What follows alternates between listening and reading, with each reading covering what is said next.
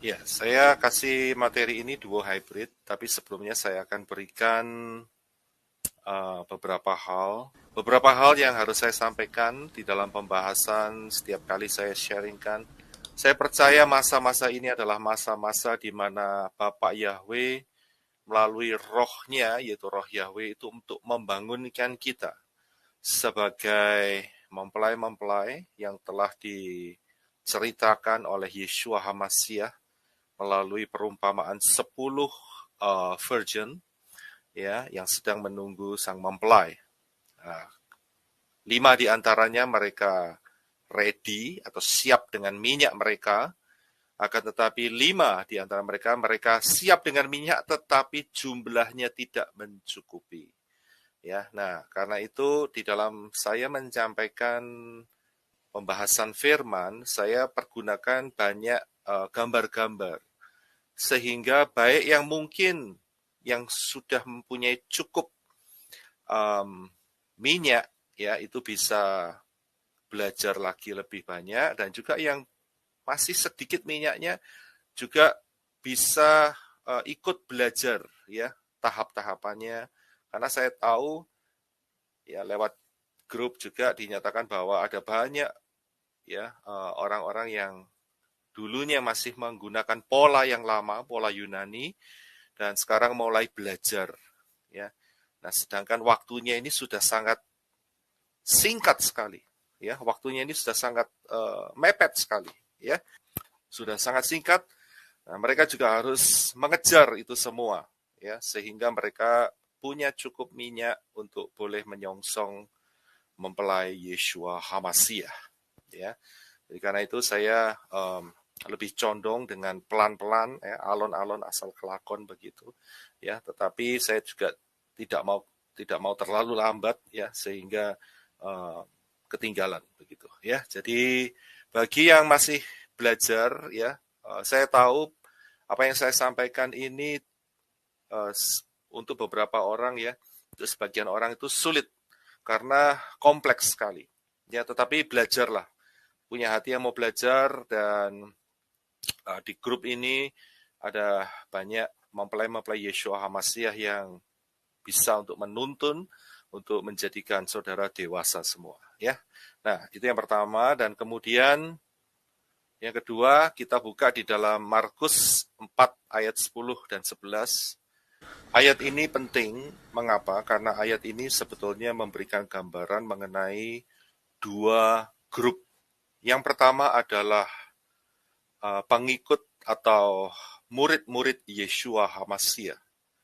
Untuk murid-murid Yeshua HaMashiach selalu berkata blak-blakan, begitu ya, gamblang. Dia open, ya, sedetail-detailnya dia open.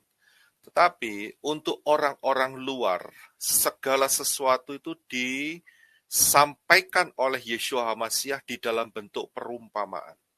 Kadang-kadang untuk mengerti perumpamaan itu nggak gampang ya, karena sulit sekali, dan seringkali orang yang di luar itu mengabaikan perumpamaan. Nah, kalau kita mau jadi yang dapat menerima pengertian yang gamblang, yang bisa menjadi fondasi hidup kita yang baik, ya kita harus berusaha dalam hidup kita ini tidak jadi orang-orang luar, begitu ya. Akan tetapi jadi pengikut-pengikut, yaitu murid-murid Yeshua HaMashiach. Ya, itu yang penting. Karena kalau tidak demikian, selama hidup saudara, saudara akan hanya bisa menerima di dalam bentuk perumpamaan saja. Dan seringkali setan mencuri benih-benih firman itu, sehingga saudara sudah tidak ngerti, tambah 8360 ya secara rohani, atau 8390. Ya, karena itu saudara yang harus bisa dorong hidup saudara sendiri ya untuk menjadi murid-murid Yeshua HaMashiach. Dan di level murid itulah saudara akan mendapatkan pengertian-pengertian yang luar biasa, karena Yeshua HaMashiach akan berbicara secara gamblang. Nah, untuk orang luar, tentu saja Yesus sudah katakan akan disampaikan dalam bentuk perumpamaan. Nah, jadi saya harus utarakan di dalam bentuk perumpamaan-perumpamaan juga begitu ya. Nah, saya harapkan saudara bisa mengerti ya. Bagi yang menangkap perumpamaan-perumpamaan itu, kalau saudara tersinggung berarti itulah saat saudara untuk bertobat dan percaya kepada Bapa Yahweh di dalam Yeshua HaMashiach. Ambil langkah keselamatan, ya, terima Bapa Yahweh dalam Yeshua HaMashiach sebagai Tuhan dan Juru Selamat saudara. Ambil langkah untuk masuk di dalam baptisan dengan nama yang benar, yaitu Yahweh, Yeshua HaMashiach, dan juga di dalam roh Yahweh, yaitu roh Kudus, ya, yang sering kita pakai Ruach HaKodes, gitu. Dan kemudian setelah itu tinggalkan pola-pola yang lama, ya, tinggalkan pola Yunani, penyembahan berhala, Chinese New Year, ya, 25 Desember, tinggalkan itu semua. Pakai pola yang telah ditetapkan oleh Bapak Yahweh, yaitu pola 7 hari raya dan kebenaran firman. Dan yang terakhir, saudara jadi pengikut yang setia, jadi murid yang setia. Berubah di dalam karakter dan menjadi murid yang setia sampai pengangkatan terjadi. Karena pengangkatan sudah tidak lama lagi akan terjadi.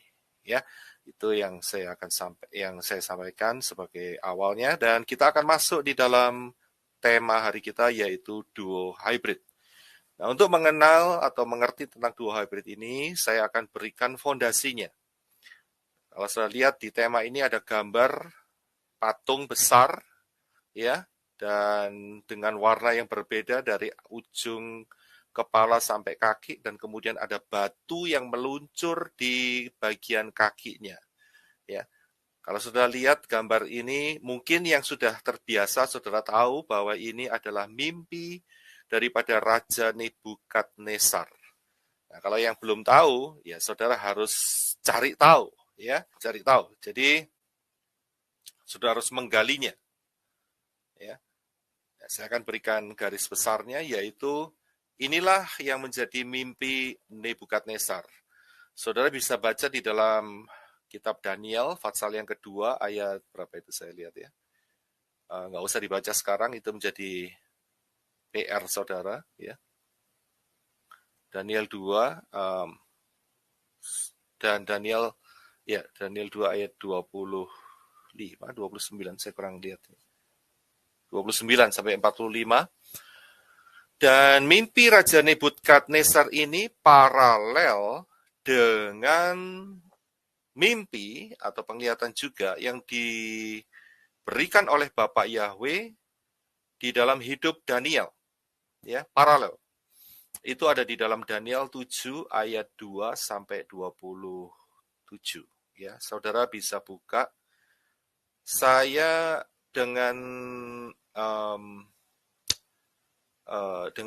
sungguh-sungguh ya untuk kasih tahu sama saudara, setelah saudara dengarkan ini semua, saudara wajib untuk baca dua fatsal ini. Kalau tidak, saudara tidak akan ngerti. Ya, baca jangan cuma sekali, tetapi coba baca berkali-kali, dan kemudian saudara perhatikan kembali video ini, sehingga saudara bisa mendapatkan banyak makna yang berharga.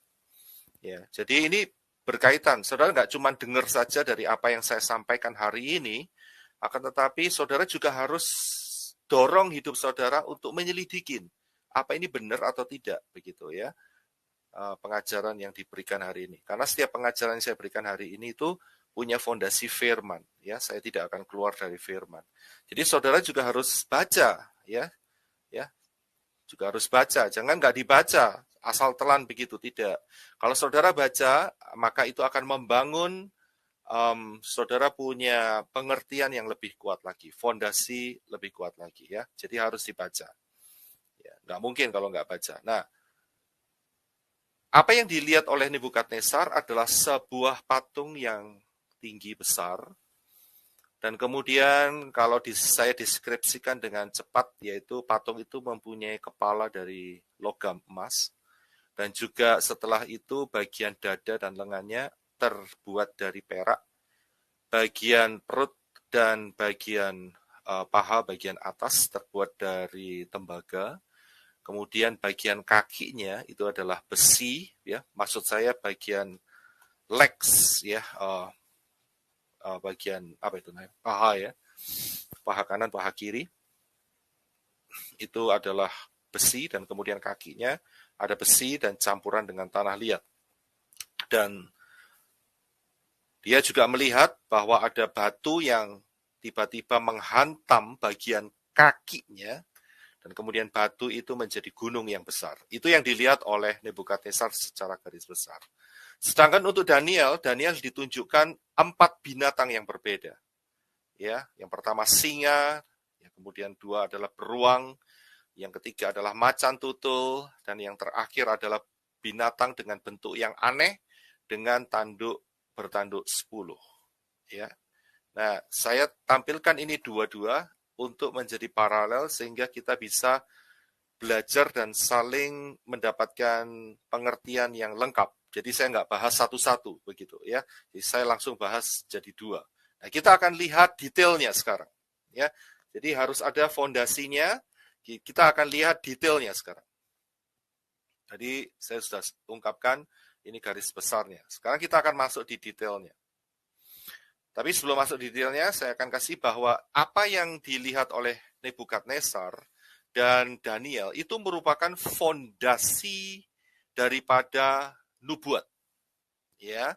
Jadi inilah fondasi nubuat yang dinyatakan oleh Bapak Yahweh kepada Nebukadnezar, dan secara detail itu diberikan kepada Daniel. Ini cukup unik, saudara. Nebukadnezar itu bukan orang Jewish, saudara, bukan orang Yahudi, tetapi Bapak Yahweh memberikan favor, ya, anugerah untuk dia bisa mendapatkan mimpi yang begitu dahsyat dan punya arti.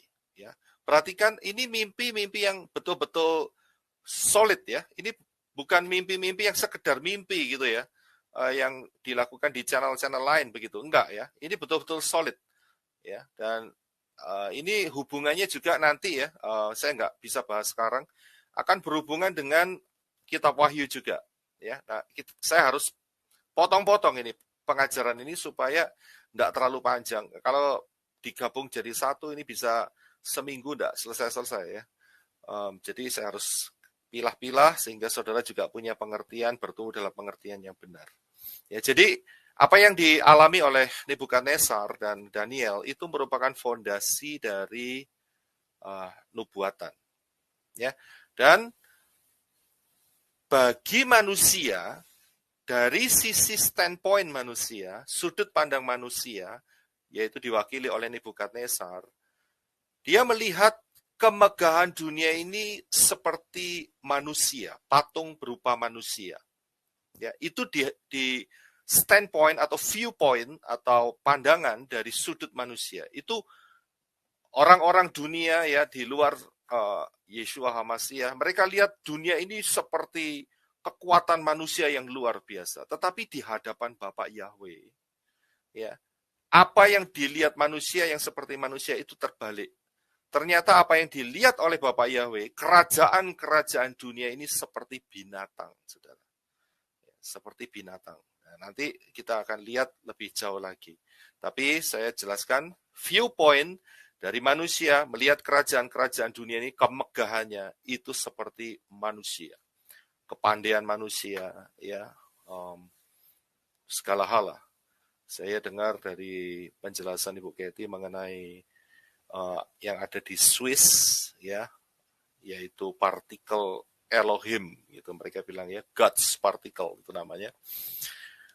Itu mesinnya besar sekali, dan membuat satu lingkaran yang cukup luas, mencapai, kalau nggak salah saya pernah bawakan di jemaat, ya, sekitar 4-5 tahun yang lalu tentang hal ini, itu kalau nggak salah mencapai 3 negara, kalau nggak salah lingkarannya itu, ya, super dahsyat, ya. Dan manusia melihat kedahsyatan karyanya itu seperti kepandaiannya manusia begitu. Tetapi di hadapan Bapak Yahweh yang di Syamayim, dia melihat ke bawah dan dia lihat ini kayak binatang, ya. Negara-negara kan simbolnya binatang semua, ya. Kalau sudah lihat lambang-lambang negara itu pasti diikutin dengan lambang-lambang binatang, begitu. Ya, jadi Bapak Yahweh melihat dunia ini seperti pemerintahan dunia ini seperti binatang, begitu. Ya, nah, oke, kita akan masuk. Ya, jadi itu garis besarnya. Saya sudah sampaikan, ya, bahwa Nebukadnezar melihat patung yang besar dan dihancurkan tepat di kakinya dengan sebuah batu yang jatuh tepat di kakinya. Dan Daniel, dia melihat, diberitahu oleh Bapak Yahweh, kerajaan-kerajaan dunia ini seperti binatang-binatang, 4 binatang. Ya, nah, sekarang kita akan lihat detailnya. Kepala daripada patung itu terbuat dari logam emas, ya, dan ini merupakan simbolik, ya, daripada kerajaan Nebukadnezar. Untuk Nebukadnezar, dia melihat kepala dari emas, dan untuk Daniel itu diwakili dengan singa yang bersayap burung nasar. Ingat ya, kalau sayap itu berarti kecepatan. Ya.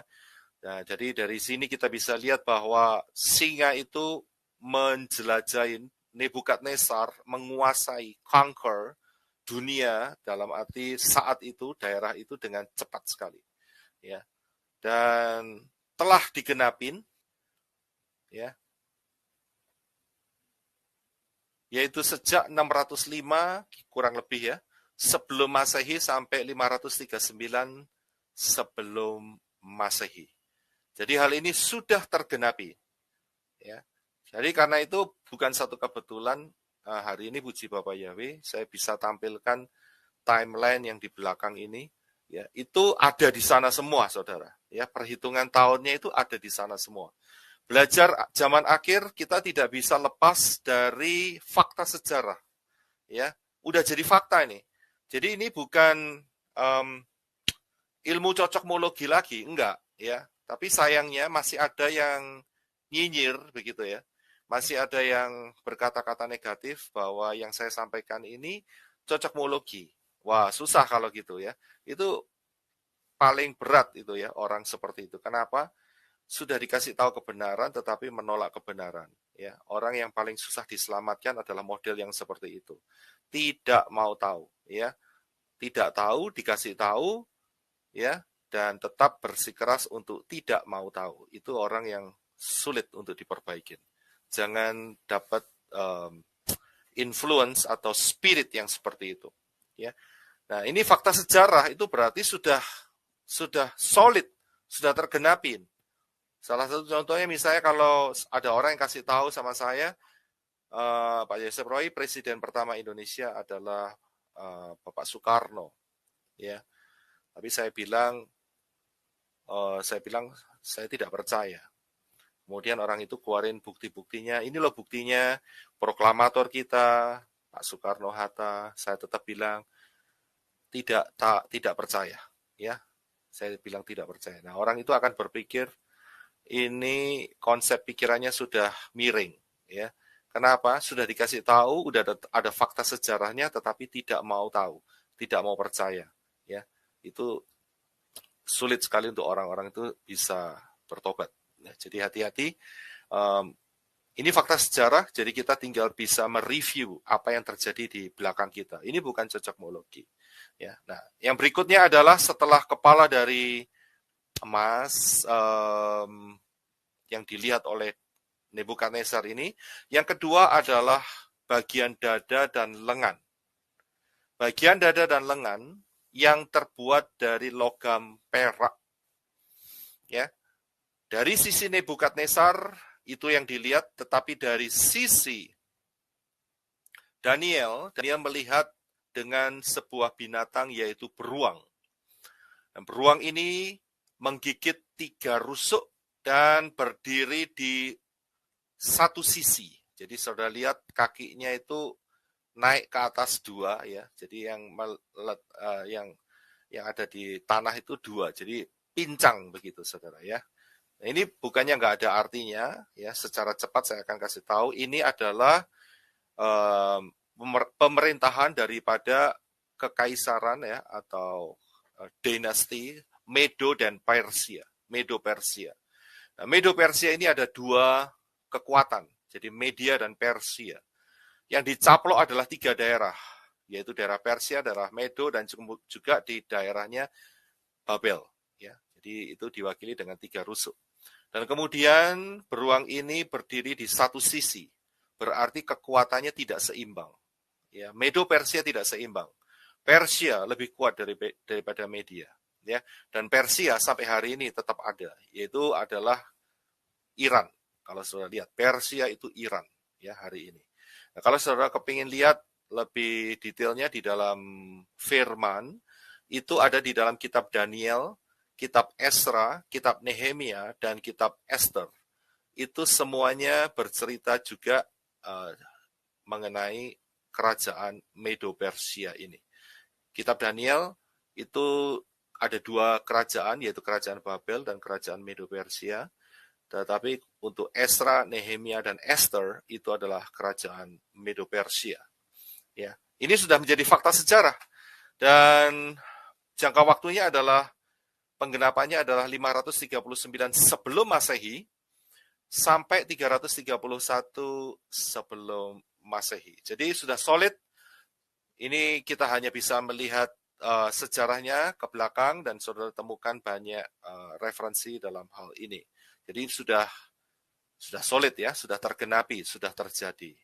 Nah, sekarang kita akan lanjutkan, yaitu di dalam penglihatan Nebukadnezar yang ketiga, yaitu bagian perut dan pinggang yang terbuat dari tembaga. Untuk Nebukadnezar adalah bagian perut dan pinggang yang terbuat dari tembaga, sedangkan untuk Daniel diwakili dengan satu binatang yaitu macan tutul yang berkepala 4 dan bersayap 4. Ini bercerita mengenai kerajaan setelah Medo-Persia. Medo-Persia dikalahkan oleh satu kekuatan yaitu Greece atau Yunani. Mulai dari 331 sebelum Masehi sampai 168 sebelum Masehi. Plus minus ya. Jadi kurang lebih. Nah, apa yang terjadi kalau kita lihat pemerintahan Yunani atau Greece itu dipimpin oleh satu raja yang luar biasa, yang sangat terkenal, yaitu bernama Alexander the Great. Tapi sayangnya dia mengalami satu musibah, yaitu umurnya tidak panjang. Dia meninggal saat berusia 32 tahun. Dan wilayahnya dibagi menjadi 4. Ya, dan dikuasai oleh 4 jenderalnya. Karena itu, kepalanya dari binatang ini, macan tutul ini adalah 4. Ya, dan sayap dari binatang ini adalah 4. Beda dengan sayap singa yang kita lihat di Nebukadnezar bagian kepala dari emas tadi. Ya, di sini menunjukkan bahwa pergerakan Alexander the Great itu jauh lebih cepat daripada Nebukadnezar. Karena itu diwakili dengan 4 sayap. Ya, itu adalah bercerita tentang kecepatan untuk menguasai daerah-daerah saat itu. Ya, dan ini sudah tergenapi, saudara ya, sudah tergenapi, sudah dilewati oleh kita, ya. Ya. Setelah bagian perut dan pinggang dari tembaga, kita akan masuk di bagian paha. Ya, bagian bukan kaki ya. Kalau kaki itu telapak kaki. Bagian lutut ya, bagian paha, bagian lutut ya. Nah, kita akan sedikit perhatikan yang di sini. Ya, kita akan sedikit perhatikan yang di sini. Ya. Ya, kita akan lihat apa yang diungkapkan melalui mimpi Nebukadnezar dan mimpi Daniel ini di bagian kaki ini yang terbuat dari besi. Ya, yang terbuat dari besi. Nah, banyak orang Kalau saudara lihat, beranggapan bahwa setelah kejatuhan Yunani, Yunani digantikan oleh kekaisaran Romawi. Ya, tidak salah dan memang itu benar. Ya, bahwa Yunani, kekaisaran atau kekuasaan daripada Yunani itu digantikan oleh Romawi dan diwakili oleh kaki besi. Begitu. Nah, tetapi ada satu hal yang cukup menarik yang harus kita lihat, yaitu dari sisi Daniel. Apa yang dilihat Daniel itu adalah seekor binatang yang dia tidak bisa mendeskripsikan. Ya, jadi binatang ini tidak bisa dideskripsikan oleh Daniel. Dan Daniel menulis satu hal, yaitu Daniel 7 ayat 23. Ya, saya tampilkan di slide di depan, ya, kita belajar pelan-pelan ya.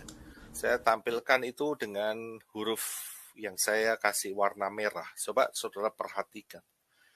Ya, dikatakan bahwa kerajaan yang keempat yang akan ada di bumi ini berbeda dengan segala kerajaan. Maksudnya ini berbeda dengan kerajaan-kerajaan yang sebelumnya. Dan dikatakan juga bahwa kerajaan ini akan menelan seluruh bumi. Nah, kalau kita compare atau bandingkan dengan fakta sejarah, ya, yaitu pemerintahan Romawi ini sudah tergenapin masanya yaitu 27 before sebelum Masehi, ya, sampai 476 Masehi kurang lebih. Ya. Jadi sudah tergenapi dalam masa itu, dan kalau saudara lihat petanya di sebelah kanan, itu kalau menurut saya itu tidak mencakup apa yang dikatakan oleh Daniel 7 ayat 23. Mengapa? Karena dikatakan bahwa binatang ini akan menelan seluruh bumi. Ternyata bagiannya hanya sebagian daerah Eropa saja. Dan sebagian dari Asia, Timur Tengah, dan daerah Afrika bagian utara. Cuman segitu saja. Ya. Jadi kita akan bertanya, ya, apakah ini merupakan penggenapannya atau bagaimana? Nah, ini yang akan saya ingin utarakan kepada saudara. Ya, yaitu mengenai kerajaan yang berbeda dengan kerajaan yang sebelumnya dan juga yang akan menelan seluruh bumi. Nah, kita akan fokus, kita akan perhatikan apa yang dikatakan teks firman Daniel 7:23 ini.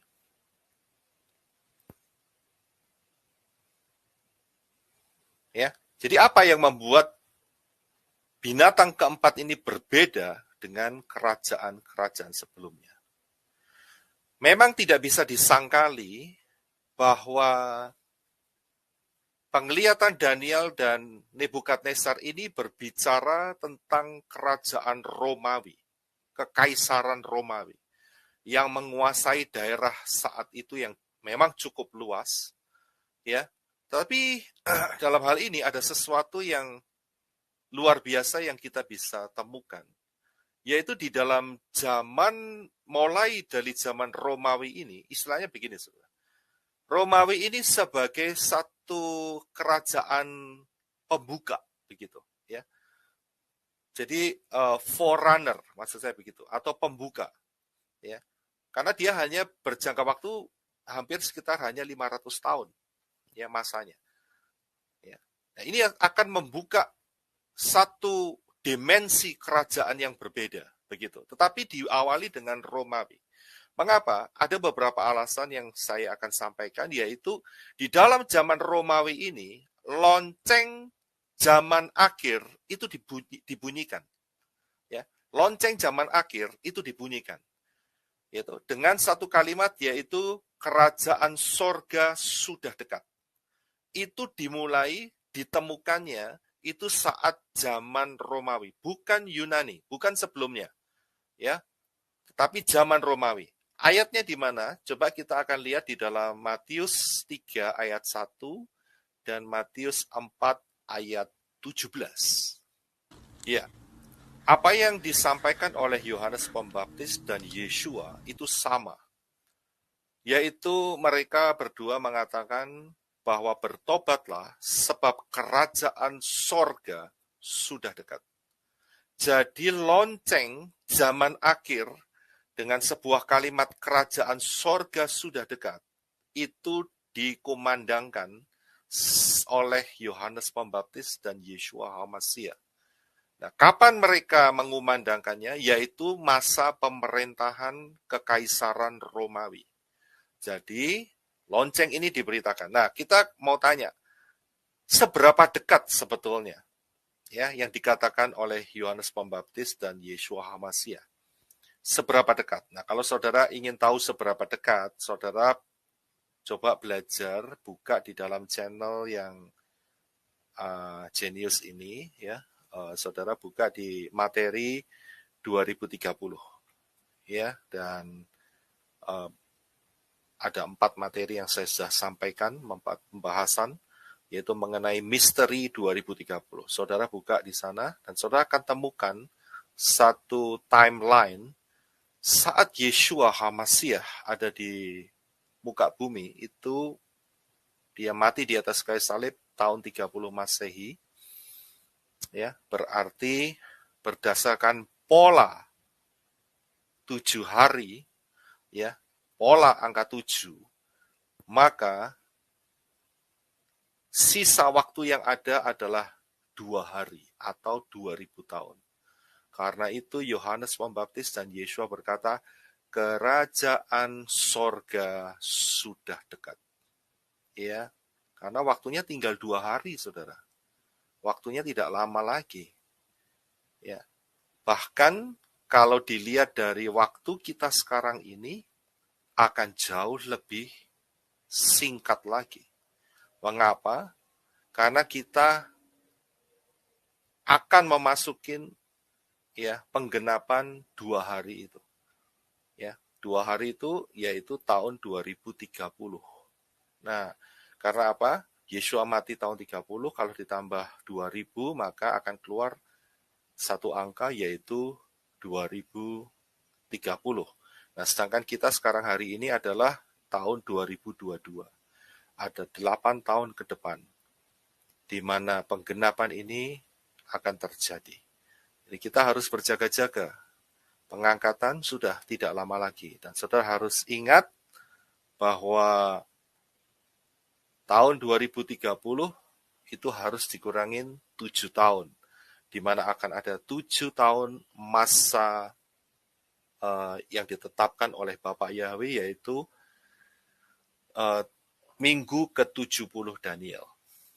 Ya, jadi tahun depan adalah tahun 2023.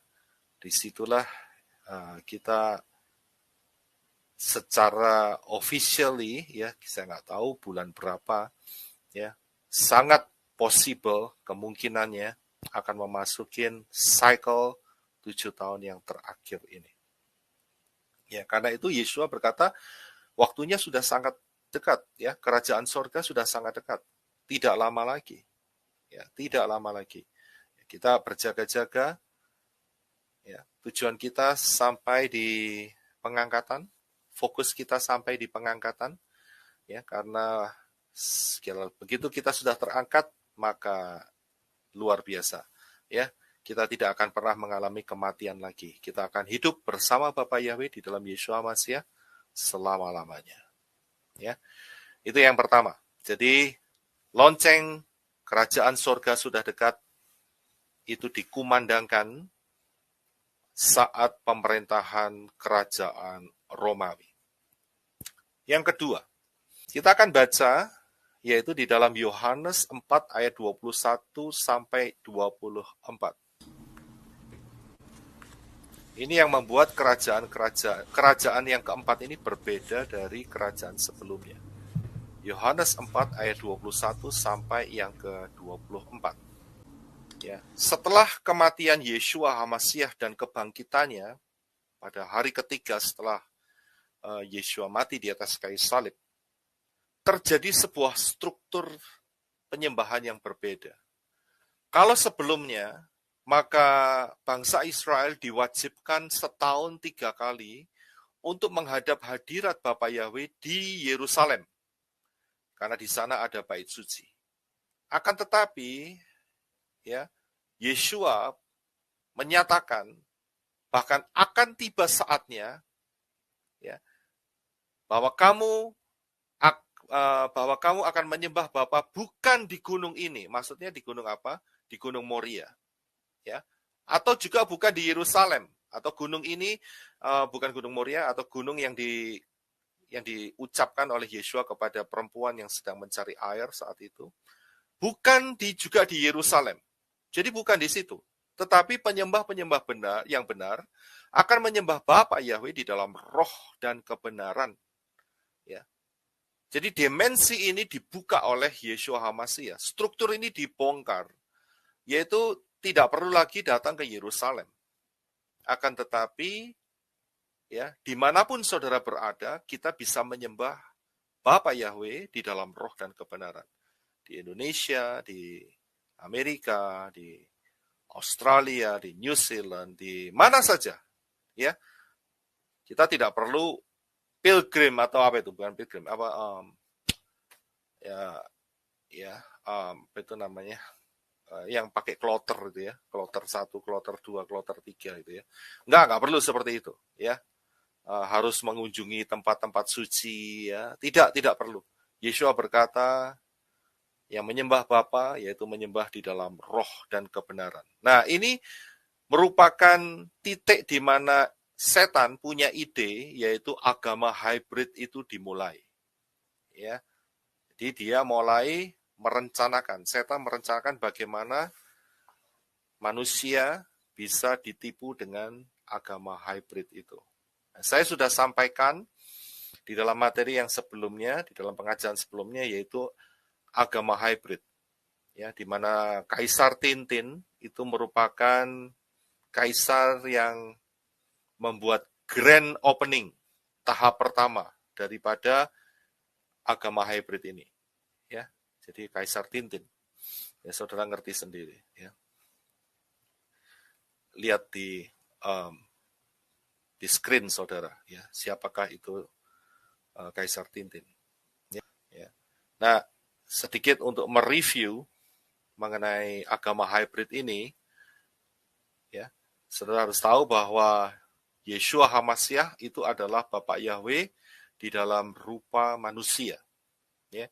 Tetapi sama agama hybrid diganti, yaitu diganti dengan Tritunggal, ya, atau Trinitas. Ada 3 person yang berbeda. Jadi konsepnya diacak-acak, orang jadi bingung, pikirannya 1-3-3-1 jadi bingung, kacau semua, ya. Dan itulah memang keinginan setan untuk bikin kacau, bikin bingung, ya. Kalau Bapak Yahweh itu simple. Aku turun ke dunia dalam rupa manusia, aku mati, aku bangkit 3 hari, dan aku naik ke surga, kembali dalam rupa roh, masuk dalam hidupmu. Simple sekali. Yaitu roh Yahweh yang akan tinggal dalam hidupmu. Jadi nggak susah, ya. Tetapi sama setan melalui agama hybrid diublek-ublek begitu ya, dibikin kacau. Dan kemudian bukan cuma itu saja, ya, Yeshua memegang Sabat, Yeshua beribadah pada hari Sabat, tetapi agama hybrid bilang, oh enggak perlu Sabat. Sabatnya kita ganti. Sabat hanya istilah, kita ganti Minggu. Ya, jadi hari Minggu. Ya, kemudian oknumnya diganti, bukan Yeshua lagi, ya, tapi Yunani. Begitu ya, saudara bisa lihat gambarnya. Dan dibuat hari Minggu, kenapa hari Minggu? Bahasa Inggrisnya itu Sunday. Sunday itu hari sun atau hari matahari, sun, Sunday, ya.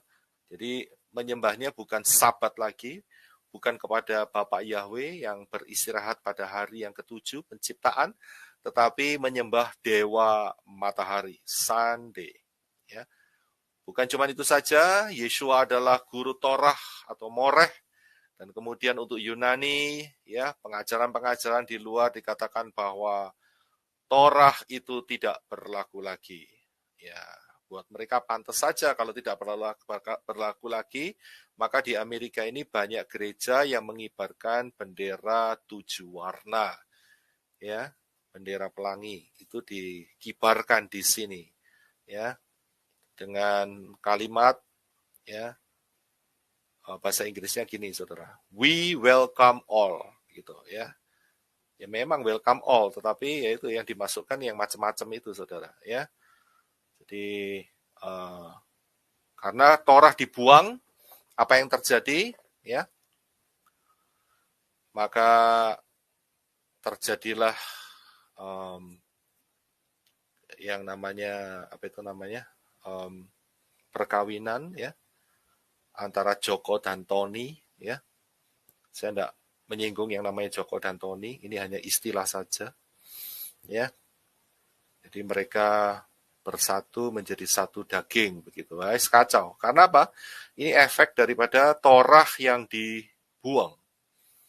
Ya, Torah yang dibuang. Itu salah satu contohnya. Kemudian apalagi? Saya sudah jelaskan ini semua, tapi saya akan review supaya saudara jelas sehingga saudara kepingin belajar. Yeshua HaMashiach lahir 15 Tisri, yaitu saat hari raya Sukkot atau Pondok Daun, dan terjadinya itu akhir September atau awal Oktober setiap tahun. Tetapi dengan agama hybrid, yang pertama, ya, Yunani dilahirkan 25 Desember. Ya. Kemudian agama hybrid juga mengacak-ngacak, ya, kematian Yeshua HaMashiach, dan istilahnya Yeshua HaMashiach mati 14 Nisan, hari raya Pesach, hari keempat, tapi diganti oleh Yunani. Agama hybrid yaitu Jumat Agung dan Paskah adalah kebangkitan daripada si Yunani itu. Ya, jadi diacak-acak, saudara. Bingung, tidak karu-karuan. Ya, polanya diberantakin. Kemudian juga si Yunani, ya, agama hybrid melakukan pembaptisan buat bayi-bayi yang kecil, ya. Ini karya mereka semua ini, saudara. Ya, di dalam kebenaran Yeshua HaMashiach nggak pernah diajarkan seperti ini, saudara. Ya, bayi kemudian disiramin air begitu, ya, air suci lah atau air kudus, saya nggak tahu lah. Itu yang terjadi. Juga konsep ratu sorga ini adalah konsep daripada agama hybrid. Ya, saudara tahu asalnya yaitu Semiramis. Saya sudah jelaskan. Saudara yang ingin tahu dan harus belajar mengenai agama hybrid, ya, ratu sorga. Juga konsep daripada penyembahan ibu dan anak itu saya juga sudah sampaikan, ya, yang di belakangnya yang sebetulnya dipermanis, ya, dipercantik, ya, tapi sebetulnya di balik ini adalah roh yang di sebelah kanan atas itu, saudara. Ya, saya juga sudah sampaikan itu. Itulah roh yang memanipulasi manusia ini, ya, dengan keindahan-keindahan dan holiness, kekudusan, tetapi di balik itu adalah kekudisan semua. Ya, jadi jangan ketipu lah, kita harus jenius, ya, nggak boleh jadi 8390 atau 8360, ya. Dan kemudian juga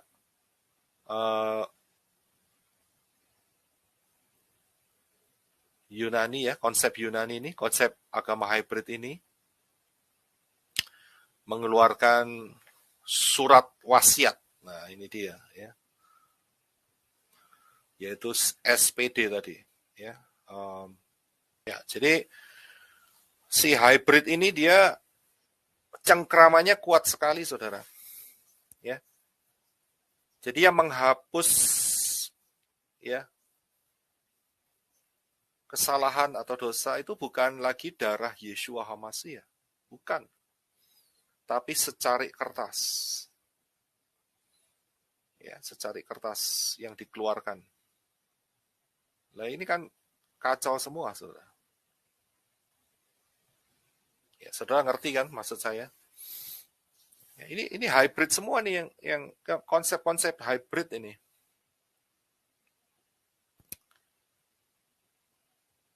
Nah, ini dia. Saya ingin sedikit bahas soal ini. Kenapa kita tidak pakai kata Kristus? Ya, ini ada yang tanya nih di grup nih. Ini bisa jadi penjelasan sekalian nih. Ya, sebetulnya di dalam agama hybrid itu ada mereka menyediakan 3 jenis minyak, saudara. Ya, dan salah satunya saya nggak usah bahas di sini, saudara bisa temukan ini di channelnya Papi Lukas juga ada nih, channelnya Dedi Yakub juga ada. Ya, saudara bisa langsung aja ke sana. Saya hanya berikan ringkasannya saja. Jadi ada satu minyak yang namanya minyak krisem, gitu. Nah, itu sejarahnya begini, ya. Sejarahnya begini. Jadi mereka dulu penyembahan berhala, ya ada satu kuil namanya kuil 1000 wanita, ya. Dan mereka kalau mau mengangkat ya imamnya, ya itu seorang perempuan harus yang virgin ya. Mohon maaf saya nggak mengatakan yang negatif, tapi inilah kenyataan penyembahan berhala yang lalu. Ya mereka harus anak ini atau perempuan muda ini harus bersetubuh dengan salah satu patung, ya, dan virginity-nya itu harus dirobek oleh salah satu patung, ya. Nah, supaya nggak sakit itu dikasih minyak, saudara, ya, yaitu namanya minyak krisem tadi, ya. Dan kemudian perempuan muda ini boleh uh, menikah dan kemudian anak yang pertama itu dikasih gelar yang diurapi atau Kristus, ya. Jadi ini adalah sejarahnya. Jadi perempuan itu harus bersetubuh dengan salah satu dewa, ya, dan dewa itu merobek keperawanan perempuan itu dan kemudian setelah itu perempuan itu menikah dan anak yang pertama itu dikasih gelar Kristus begitu, ya. Jadi ini yang menjadi latar belakang kenapa kita tidak menggunakan kata Kristus, tetapi kita menggunakan pola yang benar, yaitu Masias atau Hamasiah. Ya, H itu Masiah, Hamasiah, ya, Masiah. Jadi itu uh, yang akan saya sampaikan soal ini. Ya, jadi bisa menjadi pengertian sehingga kita tidak menggunakan istilah-istilah yang mengandung konotasi paganisme. Ya, jadi itu tahap yang pertama. Ya, ini yang saya ingin sampaikan. Jadi kalau saudara lihat tadi Roma itu dia jatuh, ya kerajaan Romawi jatuh sekitar tahun 450 setelah Masehi. Dan setelah itu terjadi sebuah perpecahan, yaitu bagian barat dan bagian timur dari kerajaan Romawi. Karena kaisar saat itu berpikir bahwa terlalu luas sehingga mereka bagi dua. Nah, inilah yang sebetulnya merepresentasikan dari dua paha patung daripada Nebukadnezar tadi. Ya. Jadi dua lutut, dua paha ini itu merepresentasikan tentang kekaisaran Roma yang terbelah menjadi dua. Yang di bagian barat itu ibu kotanya adalah Rome tetapi yang bagian east atau bagian timur itu adalah Konstantinopel. Ya. Dan bukan hanya kerajaan Romawi saja yang terbelah, akan tetapi juga agama hibrid juga terbelah, saudara. Ya. Yang di bagian barat, ya, bagian Rome itu tetap mereka dikuasai oleh lemak ikan. Ya. Kalau saudara ngerti lemak ikan, lemak bahasa Inggrisnya apa? Ya, ikannya nggak usah diganti, gabungin aja. Itu lemak ikan. Ya, Itu yang istilah saya bisa berikan. Ya, dikuasai oleh lemak ikan tadi, ya, sampai hari ini tetap ada di sana. Tetapi bagian timur itu ibu kotanya adalah Konstantinopel. Dan ya, yang ada di sana adalah Ortodoks. Kalau saudara tahu yang namanya kepercayaan Ortodoks, ya, itu asalnya dari sini, saudara. Ya, tetapi ujungnya sama, saudara. Ini juga hybrid juga. Ya, sama, ujungnya sama. Ini hybrid. Cuman bedanya untuk yang ortodoks ini dipengaruhi oleh kultur-kultur daerah masing-masing saat itu. Ya, jadi memang ada perbedaan out, ya, cara pakaian dan sebagainya. Tetapi sebetulnya konsepnya sama. Ya, konsepnya sama. Ya, kemudian di daerah East itu dikuasai oleh empire yaitu Byzantine Empire. Ya, itu yang bagian timur. Ya, ini fakta sejarah, jadi saudara bisa perhatikan. Nah, masalahnya adalah Empire Byzantine ini dia hanya bertahan sampai sekitar tahun 1453. 1453, kemudian Kekaisaran Romawi Timur ini runtuh. Ya, runtuh. Ya.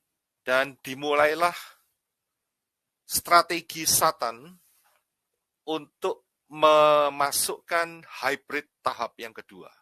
Ya, ini dia yang saya mau jelaskan mengenai duo hybrid. Yaitu hybrid yang kedua ini, duo ya. Karena ada kanan kiri, jadi adalah duo hybrid. Nah, apa ini hybrid yang ke tahap kedua ini? Ya, kalau kita tahu bahwa hybrid tahap pertama itu dimulai oleh Kaisar Tintin, ya, dia memulai dengan tahap pertama dan apa yang terjadi di tahap yang kedua? Ya, tahap yang kedua adalah minta tolong slide yang ini bisa ditampilkan.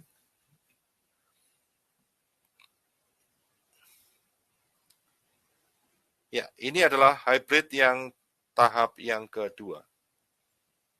Sebentar ya. Nah, tapi untuk membuka hybrid tahap kedua ini, saya pakai makanan saja. Jadi kita sama-sama enaknya. Ya, saudara kan suka makan, ya kita semua saya percaya suka makan. Saudara pakai kalkulator, ya, itu saya sudah tuliskan. Ada sebuah kisah, saudara ya, yaitu 4.540 tahun sejak kejatuhan Adam dalam dosa. Ya. Dan saya kasih catatan di sana, Adam jatuh dalam dosa tahun 3970 sebelum Masehi. Jadi saudara tahu, kira-kira sendiri saudara tahu. Ya. Dan cerita ini, kisah ini dimulai di satu daerah di mana martabak telur saat itu berkuasa, ya, daerahnya martabak, ya, daerah martabak. Kirang lebih kalau saudara lihat petanya ada di daerah-daerah situ, ya, cukup terkenal martabak. Dan martabak telur ini dia dilahirkan dan pada masa kecilnya dia diasuh oleh kakeknya sendiri. Dan setelah besar dia melihat kaum kampungnya dia itu kok nyembahnya itu ya yang apa itu namanya, yang dipermuliakan itu kok banyak gitu ya. Jumlahnya kok 360 begitu ya. Dan ini bikin problem dalam hatinya dia. Ini kan cuman kisah ya. Jadi saudara bisa menebak sendiri. Jadi banyak yang dimuliakan tuh banyak. 360 tiap hari, saudara. Karena perhitungan mereka pakai perhitungan bulan, saudara.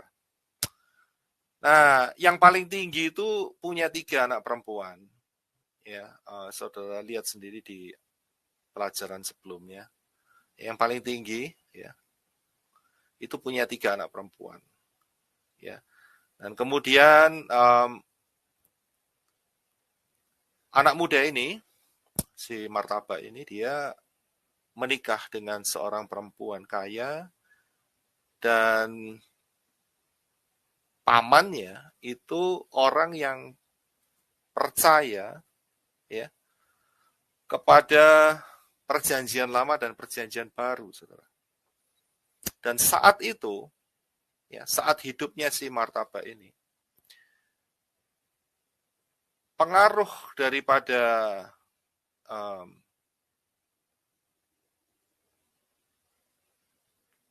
orang-orang yang keturunannya si siapa itu, yang keluar dari Mesir itu, ya, dan kemudian dipengaruhi juga oleh agama hybrid, itu kuat sekali, saudara, di daerah Martaba ini, ya, kuat sekali. Ya, dan paman daripada istrinya ini dia menceritakan banyak hal, gitu, ya, mengenai pola-pola dan mengenai cerita-cerita, mengenai kisah-kisah, ya, yang ada di dalam kitab-kitab itu, ya. Dan oleh Martaba itu dia akhirnya berpikir begini, saya akan hapus yang 360,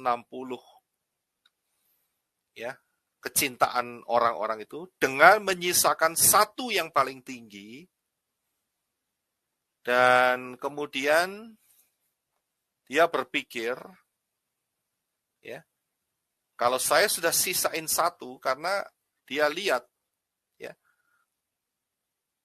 yang um, yang disembah oleh, ya, oleh orang-orang yang keluar dari Mesir tadi melalui apa itu namanya, selat, ya, ya, itu hanya satu, gitu ya. Jadi si Martaba ini dia iri, gitu, dia kepingin, biarkan keluargaku dan orang-orang sekampungku, sekecamatanku, ya, sekotaku juga menyembah hanya satu, jangan 360 lagi, ya, hanya satu. Nah, maka dia kawinkan, ya, dengan konsep itu dia kawinkan, ya, karena dia menerima pengajaran dari paman istrinya, ya. Tapi sayangnya paman istrinya udah cukup tua saat itu, jadi dia meninggal nggak lama, dan dia kawinkan. Konsep itu dia kawinkan. Jadi mulai saat ini orang-orang sekampungku, sekecamatanku, ya, sedaerah kabupatenku ini hanya boleh menyembah satu yang paling tinggi, ya. Dan dari situlah muncul yaitu kepercayaan yang baru, ya, kepercayaan baru yaitu kepercayaan terang bulan, dan makannya harus di bawah sinar bintang kecil. Atau juga bisa dikatakan bahwa saat makan terang bulan, itu tolong bernyanyi, menyanyikan lagu Bintang Kecil, ya, itu dia. Di langit yang tinggi, ya, begitu. Jadi si martabak ini dia keluarin, ya, martabak manis atau lebih cocoknya terang bulan, ya, dan harus bernyanyi bintang kecil. Ya, jadi saudara paham, dia kawinkan. Nah, ini kan sistem hibrid, saudara. Ya, ini sistem hibrid yang kedua. Dia hybrid. Dia nggak mau 360, dia mau satu, dan dia ambil konsep dari cerita pamannya tadi. Ya, nah sekarang mungkin saudara tanya, kok bisa tahu Pak? Dia hybrid begitu. Ya, hybrid kedua, duo hybrid. Nah, ya, kok bisa tahu? Nah, saudara bisa lihat dari sepak terjangnya sekarang. Saudara lihat, wow, semua pakai pasmina, saudara. Wow, ya. Sekarang kita yang muncul barusan terakhir-terakhir ini, kita pakai pasmina, ya. Dikata-katain bahwa kita ini niru mereka, niru terang bulan dan bintang kecil. Enggak, mereka lah yang meniru kita. Cuma masalahnya kita ini dibutakan ribuan tahun begitu, ya. Jadi saat kita pakai pasmina bagian wanita ya, itu bukannya kita ini meniru mereka, tidak. Tapi merekalah yang sebetulnya dihybrid dengan konsep sebetulnya benar saudara, tetapi dihybrid dengan yang satu dari 360 itu begitu. Itu yang pertama yang kita bisa lihat. Yang kedua, saudara akan di kitab mereka, di surat-surat mereka, ya, mereka akan saudara akan temukan banyak kisah yang hampir sama nama-namanya dengan apa yang ada di Tanak. Saudara ngerti ya Tanak ya? Torah, Nevi'im, Ketuvim. Yang ada di Tanak, namanya sama. Bahkan, ya, mereka juga punya nabi yang angka gematria plat nomor lucu itu adalah 154. Nah, itu dia. Saudara ngerti ya? Ya, Pak besar sendirilah. Ya, angka gematrianya plat nomor Indonesia yang unik ya, yang antik itu adalah 154. Itu ada nabinya. 154. Mereka akui itu. Dan dari mana ceritanya? Karena hybrid tadi, saudara. Ya, karena hybrid. Karena si martabak ini dia menghybrid gambar yang di sebelah kiri atas tadi. Ya, di hybrid. Nah, bukan cuma itu saja. Ya, banyak sekali yang di hybrid. Karena itu saudara temukan di kisah-kisah mereka itu ada yang mirip. Kalau di dalam Tanak yang dikorbankan adalah tertawa. Ngerti ya, saudara ya? Ngerti ya? Tertawa maksudnya apa? Karena saat itu Bapak Yahweh mengunjungi seseorang yang tua, yang usianya sudah 99 tahun, yang berkata, tahun depan istrimu akan punya anak. Dan istrinya tertawa. Bapak Yahweh berkata, kamu ketawa ya? Istrinya ngomong tidak. Tapi Bapak Yahweh berkata, memang kamu tertawa. Karena itu beri nama anak itu tertawa. Nah, itu yang benar, Tanak tertawa. Tetapi buat si martabak tidak mau pakai yang tertawa. Dia pakai yang satunya, kokonya. Ya, di mana dijelaskan, yang dijelaskan kalau saudara baca adalah keledai. Itu dia. Itu yang dikorbankan. Ya, si keledai itu. Jadi bukan Ishak, tapi bapaknya sama, saudara. Ya. Bedanya cuma huruf depannya saja. Kalau yang di Tanak itu pakai up, kalau yang di martabak pakai ip, gitu aja. Iya toh. Jadi A dan I, gitu saja. Tapi konsepnya sama. Dari mana? Ya dari peristiwa hybrid tadi. Dan juga tiap tahun mereka mengorbankan itu dia. Ya, kambing. Ya. Ada yang lebih besar itu ya. Nah, setelah dikorbankan kan mereka bagi-bagi ya kan. Sama orang-orang tetangganya, kerabatnya, kan dibagi-bagi. Nah, saat dibagi-bagi kan masa langsung dibuang kan enggak kan ya. Ya mereka olah. Ada yang jadi sate kambing, ya kan? Ada yang jadi gulai kambing, ya kan? Mungkin ada yang masih utuh, jadi kambing guling, begitu. Tapi konsepnya kan sama, saudara. Dan tiap tahun mereka lakukan ini. Ya, jadi di hybrid. Ya, konsep hybrid. Nah, saya akan jelaskan setelah konsep hybrid ini berkembang luas, maka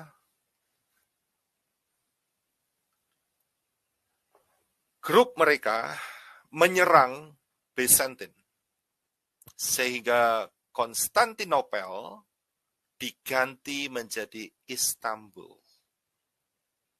Dan sekarang itu ada di daerah Turkiye. Nah, saya harus ngomong Turkiye karena sudah ganti nama mereka, enggak mau lagi namanya Turki. Ya, dipikir kalkun.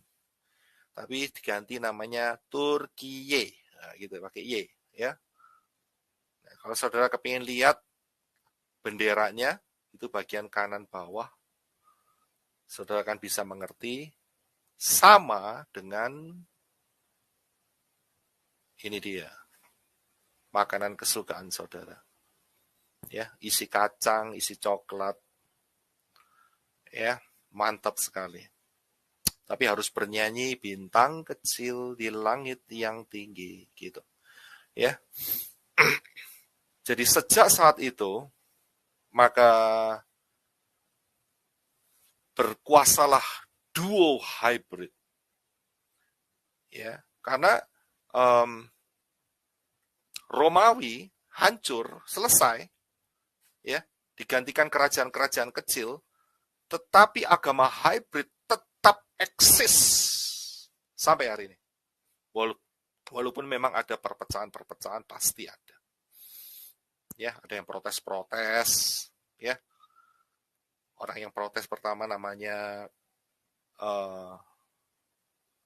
Roy King, ya, saudara masih ingat? Itu ada di materi yang sebelumnya. Ya. Jadi inilah yang disebut sebagai duo hybrid. Yang satu adalah, ya, posisinya, letaknya ada di lemak ikan. Dan yang kedua, nah ini dia.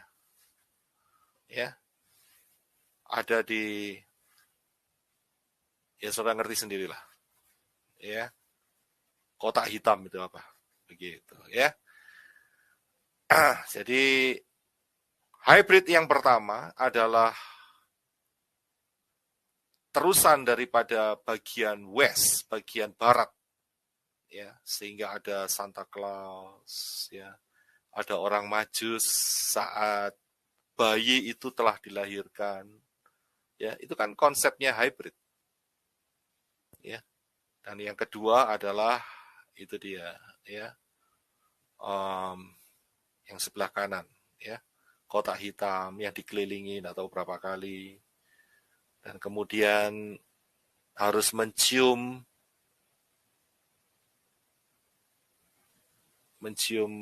si batu ini, ya. Mereka bilang katanya kalau bisa menyentuh itu dosanya bisa terserap. Nah kalau tidak bisa tersentuh gimana? Kalau cuma kisbai, apakah dosanya bisa terserap? Nah itu saya nggak tahu. Tanyakan sendiri. Dan kalau saudara dengar ini semua, ya, saudara bertobat. Inilah saatnya untuk bertobat. Ya, inilah duo hybrid. Nah, saya akan teruskan. Nah, sekarang tadi bagian kaki ya. Bagian, maksud saya bukan kaki ya. Maksud saya bagian lutut, bagian paha, paha kanan, paha kiri adalah bagian barat dan timur. Itulah duo hybrid yang ada sampai hari ini. Nah, sekarang kita lihat bagian kaki. Ya, bagian kaki, telapak kaki maksud saya, itu adalah sebagian dari besi dan sebagian dari tanah liat. Untuk Daniel, itu tetap dilambangkan sebagai binatang untuk Daniel.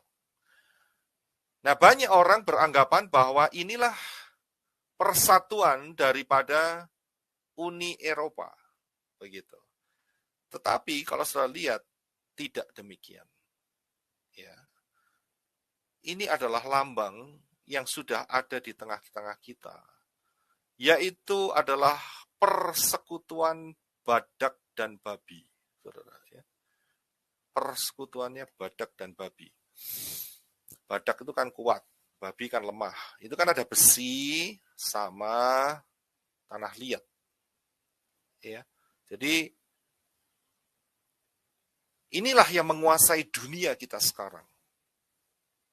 Ya, inilah yang menguasai dunia sekarang.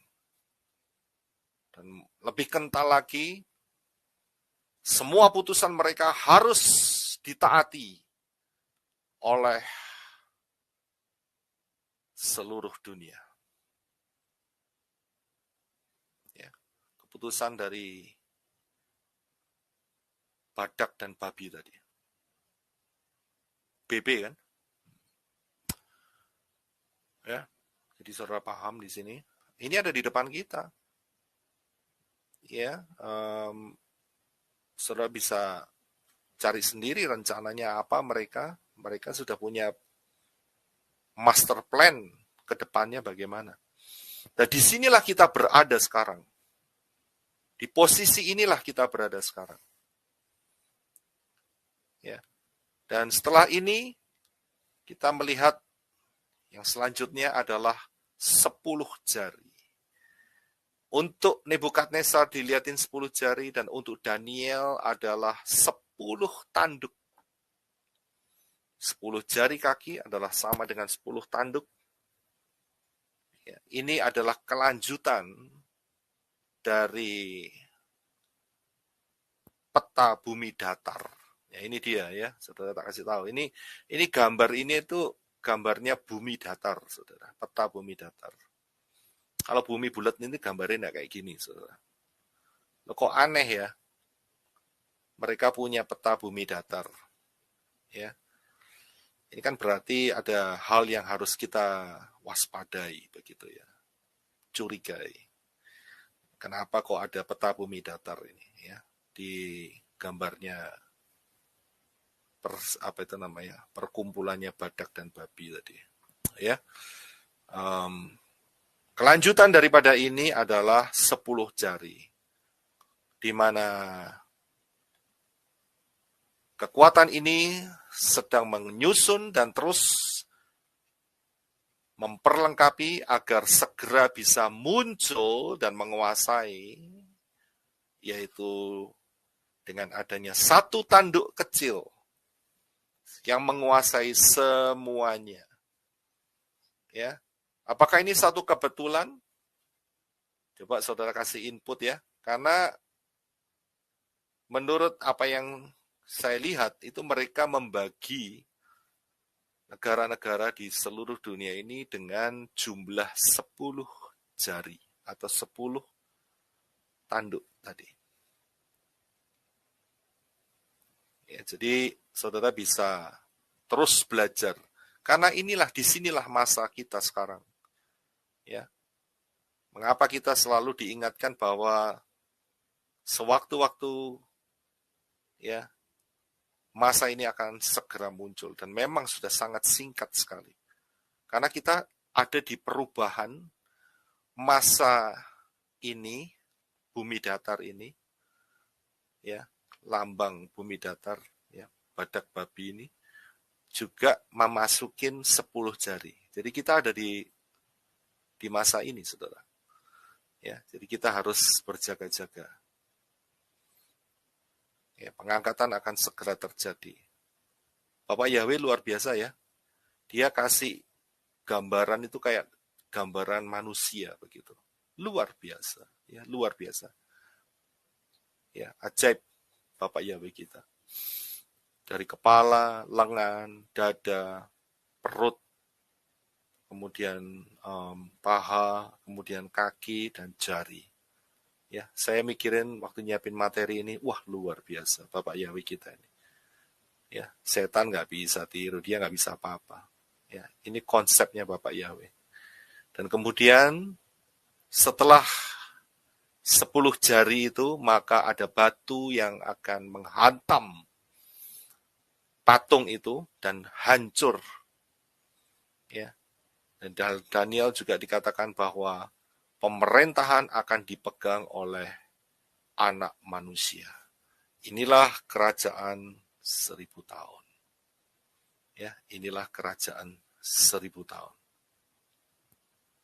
Jadi kita jangan ketipu dengan ini ya saudara ya, dengan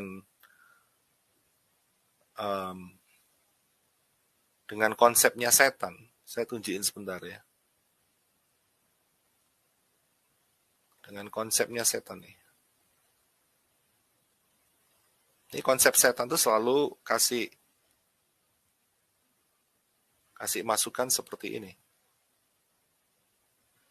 Jadi jangan ketipu dengan E.T. Phone Home gitu ya. Saudara ngerti ya? Yang masih zaman-zaman saya lahir itu pasti tahu ada yang namanya E.T. Phone Home, kemudian Star Trek, Star Wars, ya macam-macam, Terminator kah apakah. Ya, ini sebetulnya konsepnya apa? Mereka bikin bahwa hidup manusiawi ini akan terus sampai dalam masa Star Wars begitu. Jadi masanya itu masa perang bintang begitu ya. Masanya itu masa yang Yeshua nggak pernah datang gitu. Itu intinya dari situ. Hollywood ya menceritakan, membuat istilahnya itu pemikiran palsu ya, meracuni pikiran manusia dengan kata lain bahwa hidup ini akan ada teknologi yang super canggih, angkasa dan sebagainya. Ini omong kosong semua. Dari apa yang sudah lihat tadi, setelah 10 jari kaki itu, Yeshua HaMashiach datang. Nggak ada Star Wars, nggak ada E.T., nggak ada Star Trek, nggak ada Terminator. Nggak ada itu semua. Itu konsep bohong. Ini yang lucunya ya, itu gambarnya si E.T. itu ada 2 tangan itu jadi satu. Itu diambil dari lukisannya Michelangelo itu, yang sebelah kanan ya, pada saat penciptaan. Ya, mereka pakai konsep seperti itu. Ya, nah, satu lagi yang terakhir sebelum saya akhiri, kita akan lihat sedikit mengenai tanduk kecil ya. Dari ke-10 jari itu ada satu tanduk kecil yang muncul. Nah, saya nggak akan panjang lebar di sini karena ini ada pembahasannya khusus, saudara. Ya, ini aja sudah 1,5 jam, saudara. Ya. Pembahasan lain kita akan coba bahas mengenai tanduk-tanduk ini. Tapi saya akan tunjukkan sebagai yang terakhir. Sebentar ya, saya akan remove dulu semuanya. Iya. Nah, coba kita baca ayat yang terakhir, yaitu di dalam Daniel 7 ayat 25. Sebetulnya pembahasan tentang tanduk kecil ini harus khusus. Tetapi karena ini ada di dalam Daniel pasal 7 sebagai ayat yang terakhir, maka saya akan singgung sedikit. Kalau sudah lihat tadi, tanduk kecil inilah yang dimaksud sebagai pemerintahan anti HaMashiach. Ya, dengan karakteristiknya apa saja, ya. Sebetulnya spirit anti HaMashiach itu sudah ada sejak Yeshua ya dinyatakan. Kalau sudah lihat di dalam kitab 1 Yohanes, 2 Yohanes, saudara bisa baca di sana. Ya, spirit itu, roh itu sudah ada. Karena itu, nah ini adalah puncak-puncaknya. Dikatakan yang pertama bahwa tanduk kecil ini akan menentang atau mengatakan perkataan hujat. Ya, menentang yang maha tinggi. Siapa? Bapak Yahweh. Ya, memang mulutnya adalah mulut hujat, saudara. Ya. Dan inilah yang dikerjakan dia. Kemudian yang kedua, dia menganiaya orang-orang kudus. Saudara jangan berpikir bahwa orang-orang kudus ini adalah orang-orang Nasarin atau Mesianik. Sebetulnya yang dimaksud di sini, kalau kita lihat dari kitab Daniel, orang-orang kudus ini adalah orang-orang Yisrael yang ketinggalan, yang masuk di dalam masa 3,5 tahun yang kedua. Ya, jadi orang-orang kudus ini adalah orang-orang Yisrael. Mereka akan dianiaya. Ada yang lolos, ada. Yang lolos yaitu mereka yang bersembunyi di Petra, ya, bersembunyi di Petra. Petra itu batu karang, ya, dengan kata lain. Kemudian roh ini ia mengubah waktu dan hukum. Sudah terjadi, saya sudah jelaskan. Waktu yang diubah adalah dari Sabat menjadi Minggu. Saudara mungkin bertanya, loh kalau gitu nggak boleh ibadah hari Minggu. Saya bilang, siapa yang ngomong? Ibadah tiap hari nggak apa-apa. Tetapi hari Sabat itu yang harus diutamakan. Karena itulah hari yang ditetapkan Bapak Yahweh, dan itulah hati Bapak Yahweh mau supaya kita melakukannya. Karena dalam sekali arti Sabat itu, ya, dalam sekali. Saya nggak sempat jelasin sekarang, ya. Sabat itu artinya dalam sekali dan luar biasa sekali, ya, mengenai Sabat. Dan kemudian hukum juga diganti, ya. Saya kembali dulu ya soal mengubah waktu. Sekarang waktu ini diganti, saudara.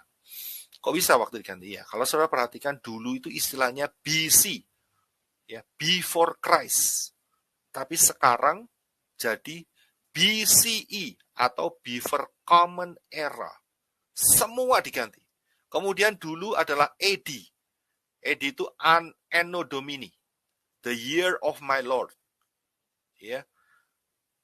Diganti menjadi CE, yaitu Common Era. Mereka ganti itu semua.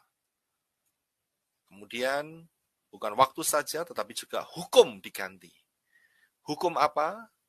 Torah diobrak-abrik.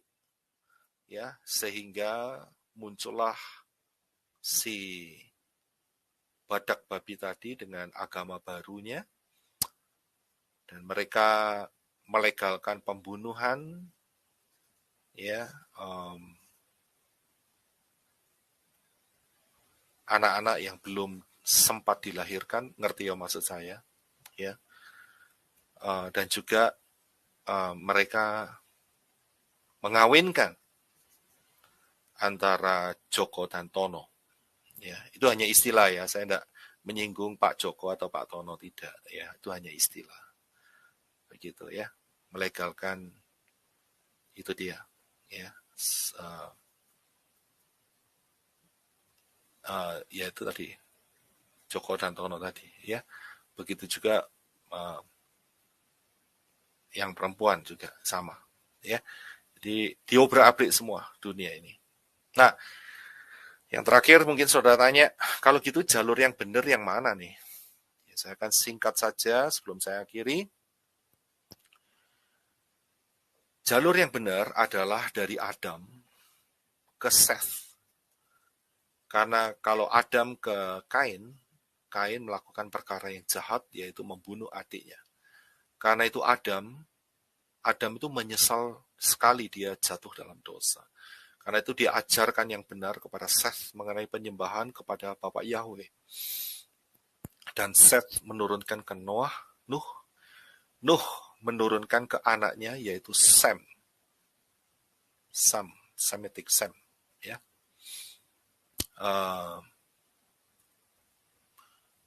Kemudian karena kalau di luar Sem berarti ke Ham. Ham jelek sekali, buruk, ya. Mengerikan kalau ke Ham, ya. Jadi turunnya ke Sem, dan kemudian Sem menurunkan ke Abraham. Dari Abraham, Ishak dan Yakub menurunkan Israel dan Musa. Musa kemudian yang memegang Torah dan melanjutkannya sampai ke Yeshua HaMashiach. Di sana Torah digenapi dan dipulihkan, dan kemudian lahirlah Messianic Judaism. Saudara harus hati-hati juga dengan Messianic Judaism dalam arti begini. Ada Messianic yang masih menggunakan nama Yunani. Ya, spiritnya masih kecampur di sana. Saudara harus hati-hati. Dan juga masih ada Messianic yang tidak mau memanggil nama Yahweh, tetapi tetap menggunakan Hashem dan Adonai. Dan inilah grup yang masih terkena atau terkontaminasi dengan Talmud atau terkontaminasi dengan Rabbinik. Itu bukan jalurnya, ya. Jadi kita mengikuti pola yang benar melalui mesianik yang diajarkan oleh Rabi Saul, dan sebagai guru Torahnya, morehnya adalah Yeshua HaMashiach. Ya, jadi kita harus mengikuti pola yang benar, memanggil Bapa Yahweh, Bashem Adonai Yeshua HaMashiach. Ya, saya rasa penjelasan saya akhiri di sini dulu, yaitu mengenai duo hybrid. Dan mungkin di kesempatan lain saya akan lanjutkan mengenai hal yang lebih spesifik. Bapak Yahweh memberkati.